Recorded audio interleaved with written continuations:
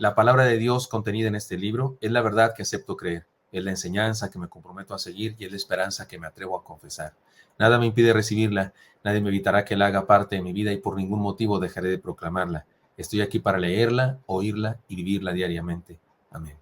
Oremos, Señor Santo, gracias por tu palabra preciosa que nos habla, que nos bendice, Señor, y hoy te pedimos que nada ni nadie te impida, Señor, hacer eso, trascender nuestro corazón, nuestra mente y bendecirnos, nutrirnos con tu palabra, darnos aliento, fortaleza, vigor, disciplina, lo que tengas para nosotros hoy. Te lo pedimos en Cristo Jesús. Amén. Amén. Gracias al Señor por esta palabra suya que nos da cada día. La Iglesia de los Sueños de Jesús se llama nuestra serie, pero estamos en la sección que se llama Una iglesia con seres humanos fortalecidos. Es la 7ª parte de esta sección de la serie. Por lo demás, hermanos míos, fortaleceos en el Señor y en el poder de su fuerza, dice el apóstol Pablo en la carta a los Efesios capítulo 6, versículo 10, en donde nos habla de la armadura de Dios para el cristiano. El día de hoy, déjeme introduzco de esta manera, el día de hoy hay gimnasios donde podemos ir a hacer ejercicio para mantenernos fuertes, ¿no es cierto? Existen miles de productos que prometen vitaminarnos, fortalecer nuestro sistema inmune y hacernos saludables. Se nos proponen cientos de dietas para no debilitarnos anticipadamente por el tiempo, no envejecernos, y todo esto en el fondo de nuestro, en el fondo de nuestro corazón, todos reconocemos que nos gustaría estar más fuertes de lo que somos. Nos gustaría ser más fuertes de lo que somos. Pues el Señor inspiró al apóstol Pablo con estas palabras: fortaleceos en el Señor y en el poder de su fuerza. Lamento decir que el aspecto físico va de reversa, no va hacia adelante, no vamos a fortalecernos más. Si ya pasamos cierta etapa de la vida, es un hecho que conforme avance el tiempo seremos menos fuertes cada vez. Pero esta expresión del apóstol, esta palabra inspirada por Dios al apóstol, fortaleceos en el Señor y en el poder de su fuerza, esto es auténtico. Ustedes y yo podemos fortalecernos y esto sí va hacia adelante cada vez más. Por eso es que estamos hablando de una iglesia con seres humanos fortalecidos. De eso hablamos. Dios quiere, necesita, Dios merece una iglesia de seres humanos fortalecidos en fe. Y para lograrlo, estamos estudiando lo que Pablo nos dice de la armadura de Dios. Leamos una vez más la palabra. Es Efesios capítulo 6, versículos 14 al 17, dice así: Estad pues firmes, ceñidos vuestros lomos con la verdad, y vestidos con la coraza de justicia, y calzados los pies con el apresto del evangelio de la paz. Sobre todo, tomad el escudo de la fe con que podáis apagar todos los dardos de fuego del maligno, y tomad el yelmo de la salvación y la espada del Espíritu, que es la palabra de Dios. Efesios 6, 14 al 16. ¿No es hermoso eso? Ahora recuerden, el texto inicia diciendo: estad pues firmes. Después de ello nos va diciendo cada una de estas fortalezas o cada uno de estos elementos de la armadura. Ya hemos abordado 5 de los elementos de esta armadura y ahora nos corresponde uno más, el último. Repasemos lo que hemos aprendido de la armadura. Fundados en la verdad de la gracia de Dios, dijimos, ceñidos vuestros lomos con la verdad. Seamos veraces, digamos la verdad, actuemos con honestidad, esto es muy importante, pero para lograrlo necesitamos creer en la verdad y vivirla, eso es mucho más importante. Además, la letra I, porque estamos haciendo un acróstico en la palabra firmes, inspirados en la victoria anticipada y vestidos con la coraza de justicia. Esforcémonos por ser justos, honestos, buenas personas y sigamos adelante por la justicia que nos ha sido dada por la gracia de Dios, porque justos por nosotros en forma plena no lo lograremos jamás. Entonces, además de esforzarnos por ser buenas personas, debemos confiar en la justicia de Dios, que nos ha impartido la justicia de Cristo y nos ha justificado. Letra R, renovados cada día y calzados los pies con el apresto del evangelio de la paz. El cristianismo es una experiencia, ¿se acuerdan que dijimos? 24/7, 52, 12, 3, 65.6. O sea, de 24 horas los 7 días, las 52 semanas, los 12 meses y los 365 días y 6 horas de cada año. Levantémonos cada día con la aceptación del reto del Señor para vivir en pos de Él, para compartir con otros evangelio y vivamos firmes en Él. Eso del calzado del evangelio no solamente es de que prediquemos, sino de que andemos el evangelio. Letra M, de firmes, muriendo para vivir. Sobre todo, tomad el escudo de la fe, con que podáis apagar todos los dardos de fuego del maligno. Vivamos creyendo y dando gloria a Dios por su protección y la victoria que nos ha dado. Letra E, esforzados con esperanza y fe, tomando el yelmo de la salvación.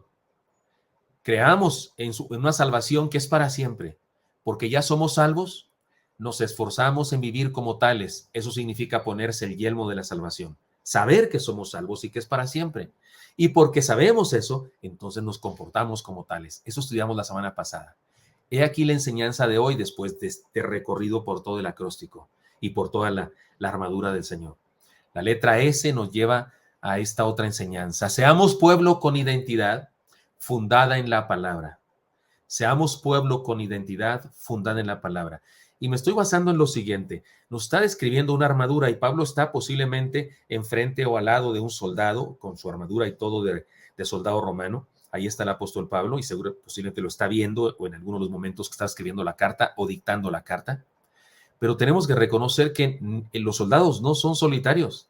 No hay tal cosa como un soldado solitario. Los soldados van en conjunto. Los soldados son parte de un ejército. Entonces tendremos que concluir con una idea plural, con una idea colectiva, una idea comunitaria. Seamos pueblo con identidad, pero por supuesto que atendiendo a la herramienta de esta armadura que ahora se nos presenta, seamos pueblo con identidad fundada en la palabra, porque esta herramienta o este elemento de la armadura es el siguiente: y la espada del Espíritu, que es la palabra de Dios. Esto está en Efesios 6:17, la segunda parte. La primera parte dice, tomad el yelmo de la salvación, pero la segunda parte dice, y la espada del Espíritu, que es la palabra de Dios. Todos los elementos de la armadura de Dios anteriores, que hemos estudiado ya, tienen que ver con la defensa. ¿No se notó eso? Tienen que ver con defensa. Pero el que Pablo nos presenta ahora, una espada, es imposible no relacionarlo con el ataque. Una espada, por supuesto que sirve de defensa, pero es inminentemente para atacar. Como decía Sun Tzu en su libro El arte de la guerra, la mejor defensa, que dice hermanos, es un ataque. La mejor defensa es un ataque. Se llama esta espada la espada del Espíritu porque la palabra de Dios fue inspirada por su Santo Espíritu de Dios, precisamente. Les pongo un solo ejemplo, porque hay montones de ejemplos en la Biblia donde se dice eso, pero he aquí un ejemplo de esta verdad. Dice Pedro, segunda de Pedro, capítulo 1, versículo 21, dice, porque nunca la profecía fue traída por voluntad humana, sino que los santos hombres de Dios hablaron siendo inspirados por el Espíritu Santo. ¿Quién inspiró la palabra de Dios? El Espíritu Santo. Por eso se le llama a esta la espada del Espíritu Santo. Recuerden que la armadura no es de nosotros. No perdamos de vista eso. Yo he explicado eso en todos los puntos. A menudo hay gente que dice que la armadura del cristiano y que la armadura que tenemos. No, el texto la llama la armadura de Dios. Es de Dios esta armadura. Es de Dios esta armadura. Y a esto se le llama la espada del Espíritu. ¿Quién blande la espada del Espíritu? El Espíritu. Es el Espíritu el que la usa y la usa para trascender nuestro corazón, para penetrar en nuestra mente y nuestra conciencia. No perdamos de vista esto. Es la espada del Espíritu porque la armadura es la armadura de Dios para bendición nuestra, porque Él pelea por nosotros. No perdamos de vista eso. El humanismo ha tergiversado las cosas y ha interpretado muchos textos bíblicos de una manera incorrecta. A esto no se le llama la armadura del cristiano, se le llama la armadura de Dios. Y perdone, porque usted lo ha oído tantas veces como la armadura del cristiano y usted ha pensado en eso y nos cuesta trabajo que aceptar lo que estoy diciendo ahora, pero no perdamos de vista eso. Y por supuesto que sí podemos hablar de ponernos el cinturón de la verdad y ponernos el yelmo de la salvación. Eso dice el apóstol Pablo, pero no perdamos de vista que todo eso es de Dios. Y la espada especialmente lo aclara. Es la espada del Espíritu. Ahora, tenemos que reconocer que nunca podremos ganar las batallas de Dios sin el libro de Dios, que es la espada del Espíritu. O sea, ¿cómo vamos a la guerra sin la espada del Espíritu? Un cristiano sin Biblia es como un soldado sin rifle, como un soldado romano sin espada. O sea, ¿cómo? Nunca podremos ganar las batallas de Dios sin el libro de Dios. Ahora bien, algo muy importante aquí. El Señor Jesús nos enseñó cómo usar esta palabra contra el enemigo, porque Él la usó. Él usó la palabra contra el enemigo. ¿Se acuerdan que al principio estudiamos que ponemos la armadura de Dios con que podáis apagar todos los dardos del maligno y esas cosas, cuando se habla del escudo también, ¿se acuerdan de eso? Entonces la usamos en una guerra espiritual.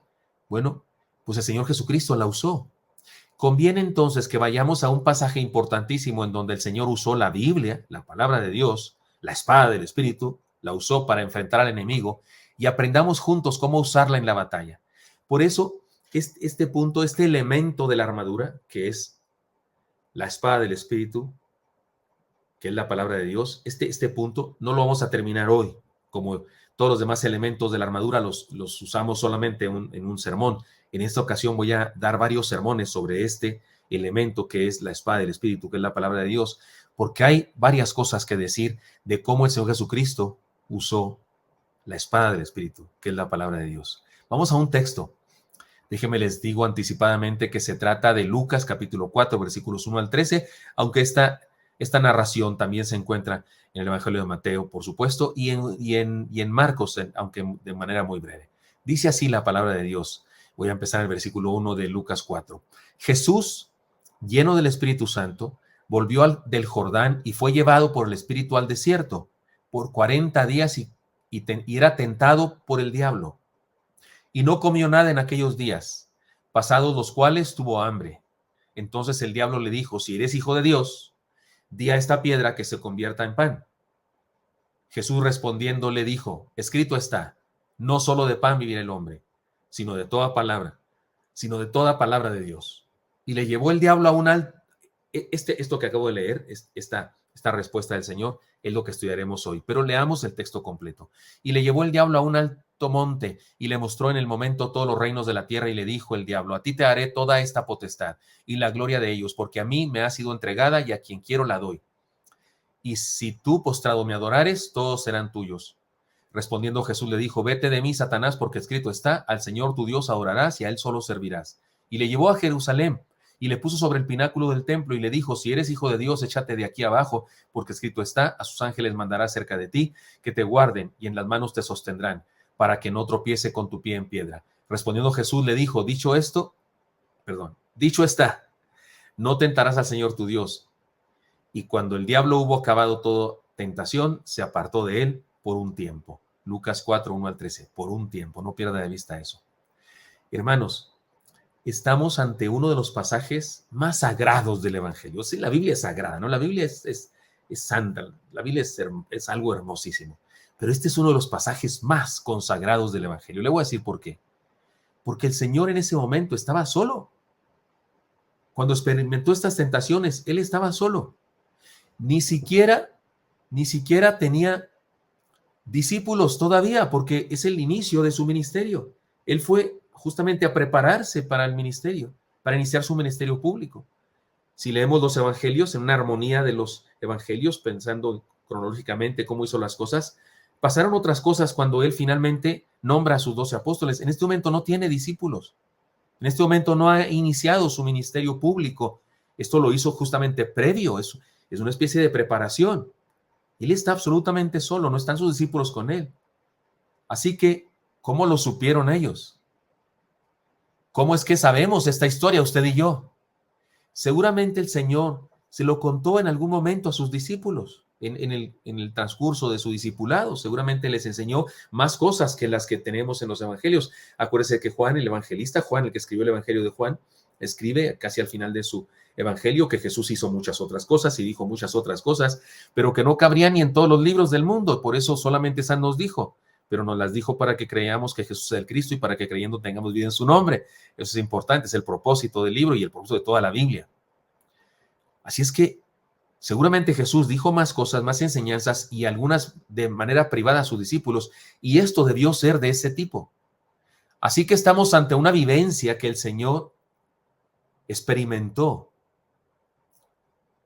y contó desde lo profundo de su corazón a sus discípulos y ellos a nosotros, porque hay que reconocerlo, les abrió su corazón, les compartió las tentaciones que experimentó.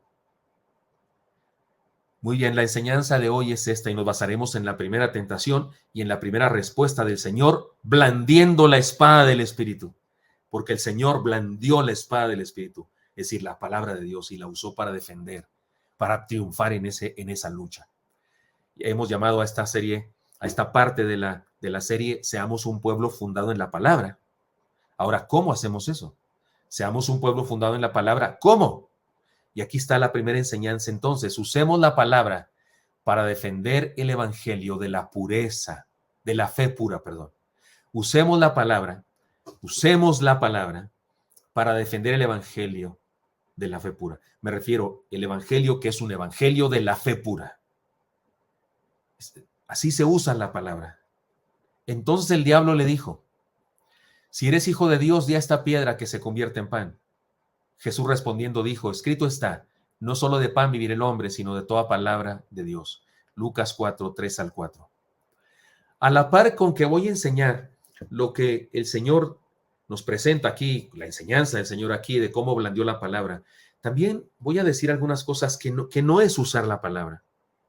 Con todo respeto y con mucha tristeza, digo que hay personas que no entienden lo que es la palabra de Dios y le faltan respeto a la palabra del Señor y le faltan respeto a Dios. Hay gente que cree, pretende estudiar la Biblia como si la Biblia fuera una ouija, esa cosa espantosa de ocultismo que usan algunos. Porque hay personas que creen que le pueden preguntar a Dios, Señor, ¿me ayudas a saber si debo ir o no ir a este viaje que me están invitando a ir? Y entonces oran al Señor para que les diga y hacen hacia la Biblia y luego donde se abre y leen algún pasaje y si en ese pasaje dice y entonces el Señor le dijo a Abraham, ve, porque no sé qué cosa, entonces quiere decir que sí vaya. Por Dios, ¿qué estás hablando? Y hay gente que enseña que así debe estudiar la Biblia. Y hay gente una persona a la que yo exhorté, porque le dije, no puede estar enseñando usted eso no es bíblico, eso no es correcto. Y ella me dijo, no, yo no digo que debe hacerse así, ¿no? Varias veces, otra vez y varias veces. A mí me ha funcionado, dice. Alguien me dijo, ¿cómo crees? La Biblia no es un conjunto de palabras para que al azar encuentres un mensaje. Y algunos hasta le llaman a eso, Dios me dio palabra, dicen, Dios me dio palabra. Por favor. La Biblia tiene una narración. El que la escribió para algo cuando el Señor le permitió escribirla y estaba atacando algún problema o contando alguna historia que estaba sucediendo o reflexionando sobre algún tema. Y hay que estudiar eso, hay que entender eso, hay que entender su contexto, de qué está hablando, qué le dijo Dios que nos dijera, pero no así como si fuera al azar, insisto, como si fuera una ouija. Eso es una forma incorrecta de interpretar la Biblia. Otro error. Algunas personas utilizan la Biblia para una lucha que no es la lucha espiritual, para una lucha con otras personas. Vieja, dice el marido, el patriarcado opresor, que eso dicen las feministas, pero pues sí hay patriarcas opresores, ¿no? La Biblia dice que debe estar sujeta a mí. Y la esposa le responde, y la Biblia dice que debes amarme hasta dar tu vida por mí, como Cristo dio su vida por la iglesia. Y es ahí te va este texto, y ahí te va este otro que está más filoso, y ahí te va este con todo y olla de los frijoles. O sea, no, la Biblia no fue escrita para que usted y yo nos peleemos, y para que usted y yo tengamos argumentos para echarle la viga al otro. Así no es como se usa la palabra. Hay gente que incluso usa la palabra para golpear a otros, como esos cristianos legalistas o santurrones que si no les aceptas el evangelio, te dice, pues no te voy a hablar más porque la Biblia dice, no echéis vuestras perlas a los cerdos ni lo santo a los puercos. Ese texto no se lo digas nunca a nadie. Nunca se lo eches en cara a nadie que le estás predicando el evangelio, mucho menos, porque hoy si un inconverso lo vas a mandar al infierno, digo yo, porque no va a tener interés nunca más si cree que todos los cristianos son como tú. No, la Biblia no es para golpearnos unos a otros. De repente yo escucho sermones que pareciera que el predicador tiene la firme convicción de que Dios odia a las ovejas, odia a sus creyentes y se la pasa zarandeando. Ay, de ustedes, sí, estoy porque el Señor es horrenda cosa, es caer en manos de un Dios vivo. No, por Dios. No. ¿Cómo la usó el Señor? En este caso, ¿cómo la usó? La usó para definir cómo es la fe cristiana, una fe pura. Miren, pongamos el contexto del momento en el que el Señor experimenta esta tentación y cómo usa la palabra, cómo esgrime la espada para ganar en la lucha. No era dice que fue al desierto, dice Lucas, que lo llevó el Espíritu al desierto, pero no un desierto arenoso tipo el Sahara, sino rocoso. Desierto en el sentido de que no había habitantes, no había pueblo, no había casas. Los que han estado ahí dicen que hay piedras pequeñas, lisas, que bien podrían parecerse a un pan. Los que han ido a ese lugar donde posiblemente estuvo el Señor. El Señor tenía 40 días sin comer, seguramente su mente cansada y perturbada por la debilidad. Recordemos que era un hombre 100% en ese momento, fue encarnado. Seguramente eso le hizo ver, pues, como se dice que pasa en el desierto, ¿no? Que se ven, ¿cómo se dice? Espejismos. Una persona con hambre después de 40 días, pues puede ver las piedras como panes, ¿no es cierto? Y fue entonces que experimentó la tentación de convertirlas en pan. Yo no sé cómo fue la tentación, no sé si se presentó así como físicamente el diablo para tentar, no sé. La mayoría de los teólogos opinan que tiene que ver con algo en su mente del Señor, que fue un pensamiento, sí, una lucha interior en su ser. Como haya sido,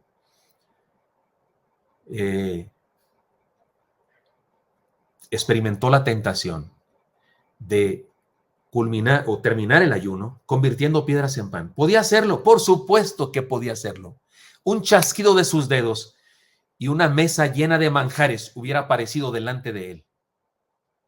Pero no había venido a satisfacerse a sí mismo, sino a salvar a los seres humanos, a satisfacer a los seres humanos de su necesidad más básica.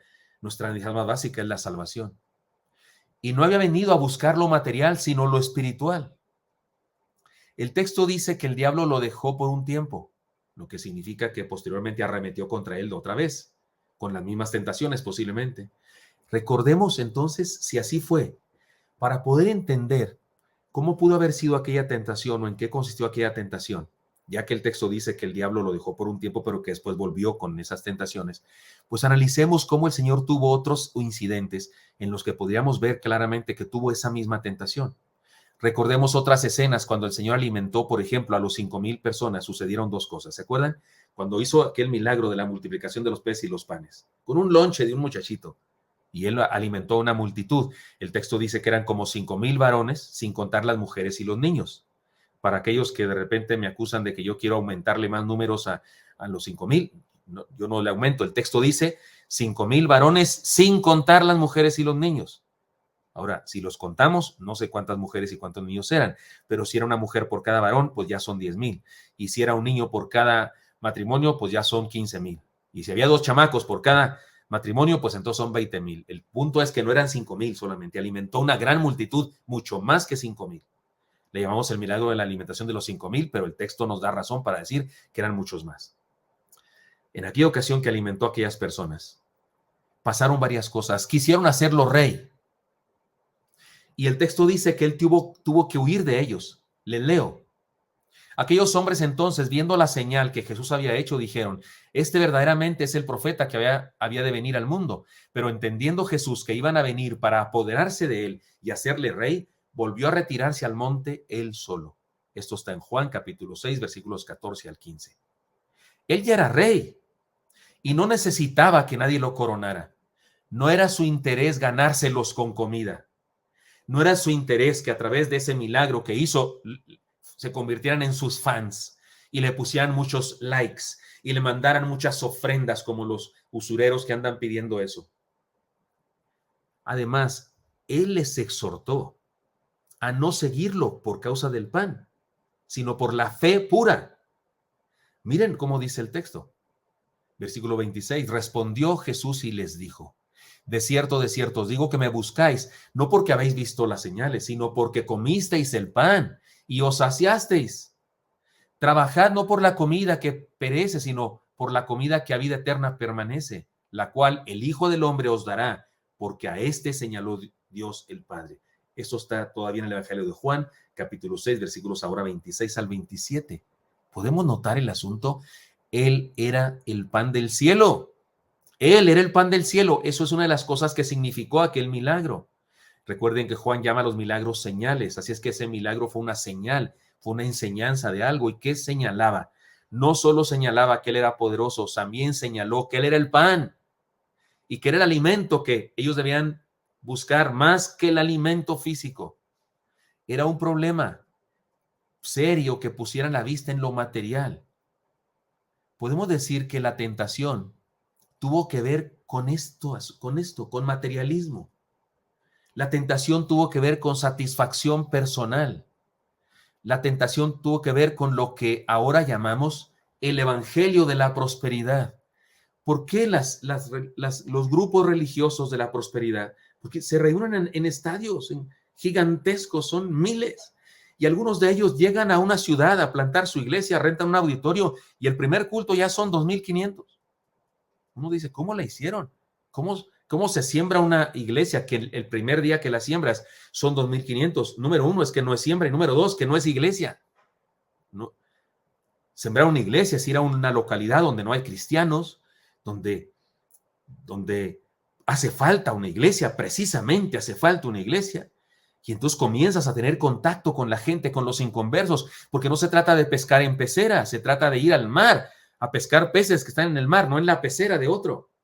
Y vas a ese pueblo a evangelizar, a establecer relaciones con la gente que no son cristianos, y a hacer amistad, compartirles el evangelio, comenzar con un estudio bíblico, un grupo celular, una zarza, qué sé yo, y poco a poco vas ganando personas y vas haciendo crecer la iglesia, como hacía Pablo. Pero cuando alguien llega a un lugar, renta un auditorio con mucho dinero y tiene un grupazo de primera que ya quisiera yo para un aniversario de nuestra iglesia y se llena, no, ni es siembra de iglesia, ni es iglesia.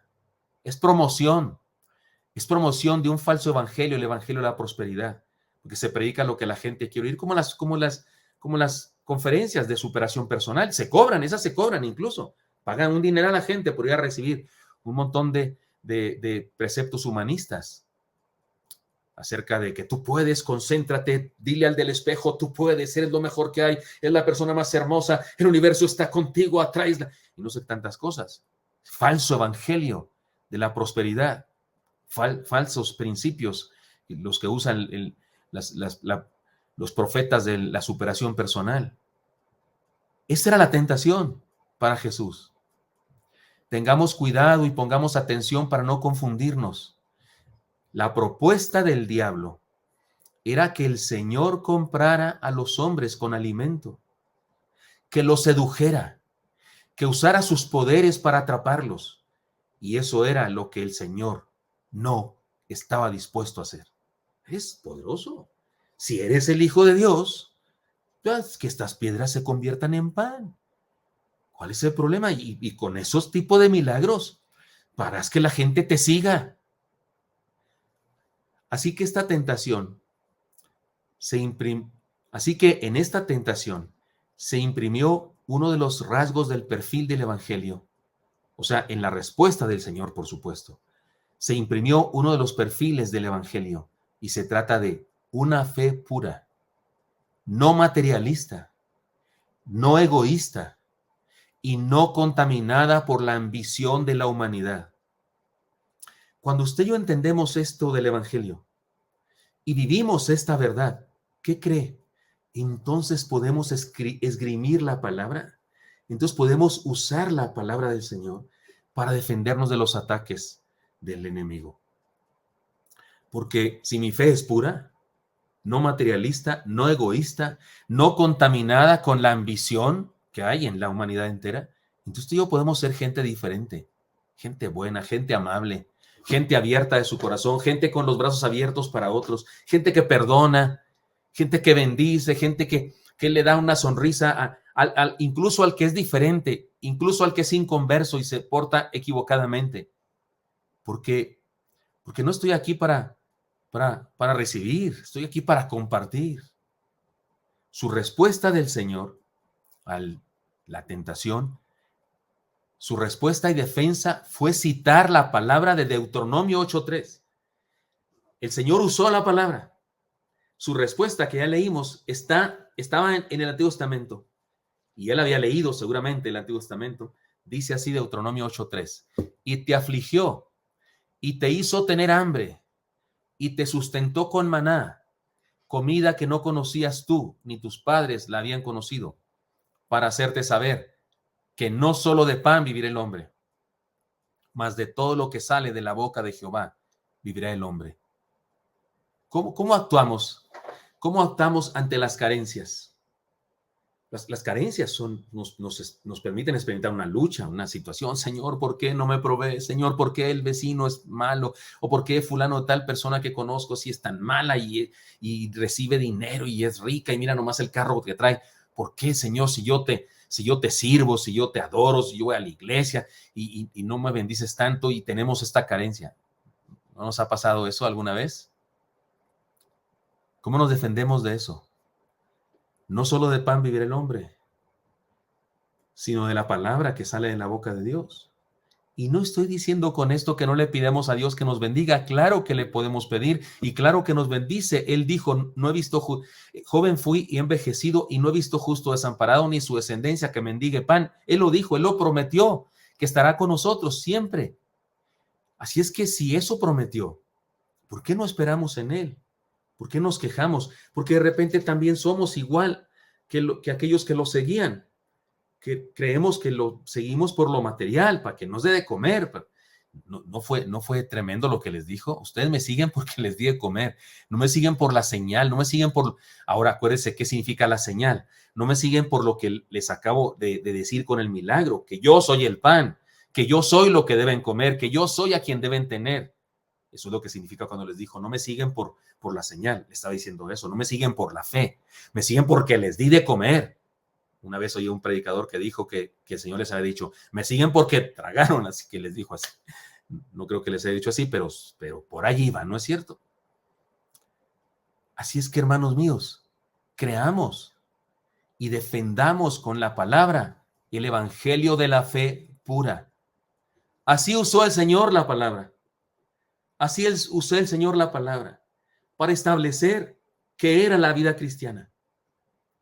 Una vida que no es materialista, una vida que no es orgullosa, una vida que no es egoísta, una vida que no está pensando solo en sí misma, una vida que depende de Dios, una vida que depende del Señor. Porque cuando el Señor cita este pasaje de Deuteronomio, si usted lee el contexto, en el contexto hay esperanza. Ese pueblo que fue afligido y que tuvo hambre, ese pueblo fue alimentado. Le fue dado agua abundante y le fue dado pan del cielo. Y le fue dado carne también, y le fue dado milagros y le fue dada una tierra que fluye leche y miel. O sea que aquello de experimentar aflicción y carencias fue transitorio, fue momentáneo. Así es que el Señor está usando la palabra para establecer un perfil de lo que es la fe cristiana y cómo se mueve la fe cristiana. En fe, en esperanza, en confianza en la provisión de Dios. Insisto, ¿podía él haber hecho que las piedras se volvieran en pan? Por supuesto que sí. Y podía haber hecho que un mezquite por ahí o una planta por ahí se hubiese convertido en una higuera gigantesca llena de higos y que un alacrán por ahí se hubiese convertido en un puercoespín, en un cochinito. Bueno, no comían los judíos puerco, mejor en un cordero asado, dando vuelta. El Señor pudo haber hecho así y apareció una fogata con unos troncos en forma de Y, con un tronco atravesado y un corderito dando vuelta ahí por medio del aire o lo que usted quiera, dando vuelta milagrosamente, rostizándose, una barbacoa tal vez en un hoyo. Pudo haber hecho lo que quisiera, era Dios. Pero no había venido a establecer una fe materialista. No había venido a establecer una fe que iba a conseguir que los seres humanos se convirtieran y asistieran a sus cultos multitudinarios porque les ofrecía prosperidad. No era eso. No era eso su interés. Es más, fue al revés. ¿Se acuerdan cuando les dijo a algunos, Señor, te voy a seguir? Sí, pero sábete que el Hijo del Hombre no tiene ni dónde recostar su cabeza. Las zorras, los animales tienen dónde dormir, tienen cuevas donde dormir, pero el Hijo del Hombre no tiene ni dónde poner su cabeza. Tú decides si me sigues. Uno dice, bueno, pues, ¿lo estás animando? ¿Qué? No es que quisiera desanimarlos. De hecho, los que le seguimos, tú y yo le seguimos, no es cierto que nos da de comer. No es cierto que nos ha dado una casa donde habitar. No importa si es muy lujosa o muy sencilla, o si es un colchón sobre el suelo. Sé de lo que estoy hablando. Sé de lo que estoy hablando. No es cierto que nos ha dado siempre lo necesario para vivir. Le preguntaba la doctora a mi esposa, ahora que fue a ver al médico que fue a la oftalmóloga por causa de sus ojos, que si ella no había cocinado durante algún tiempo con leña y esas cosas. Y yo me acordé, no, aunque sí, pero estaba Isaac conmigo cuando mi esposa nos dijo eso, que le había preguntado a la doctora. Isaac dijo, sí, algunas veces, ¿no? Porque en Chihuahua se estila tener calentones de leña. Y era una cosa como de lujo tener un calentón ahí de leña. Yo tenía uno muy grandote, de fierro así pesado, muy grandote, no lo podíamos entre dos personas, teníamos que ser unos 4. Y de repente en invierno pues lo prendíamos para que calentara la casa, y de una vez cocinábamos ahí, calentábamos ahí las tortillas de harina y los frijolitos y lo que fuera. Pero también recuerdo que mi esposa durante un tiempo vivíamos en una casa muy sencilla, una casa que no tenía piso, no tenía mosaico, solamente tenía, se dice firme, solamente tenía así firme de cemento, y había una parte central que ni siquiera eso tenía, era de tierra, había que echar agüita para que no se levantara polvo.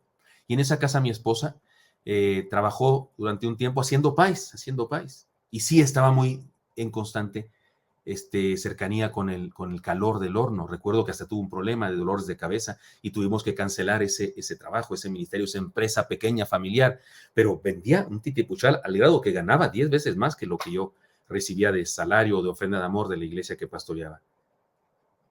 Pero éramos felices porque Dios prometió su promesa siempre, Dios cumplió su promesa de siempre. He sido, como dice la palabra, joven fui envejecido y no he visto justo desamparado en descendencia que mendigue pan. Y el Señor prometió bendecirnos. Esperemos en Él. Así usemos la palabra de Dios para establecer qué es ser cristiano y vivir conforme a esos principios de la palabra del Señor.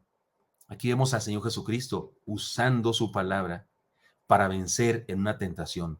Sácate de aquí, Satanás. Tienes poder alguno sobre mí.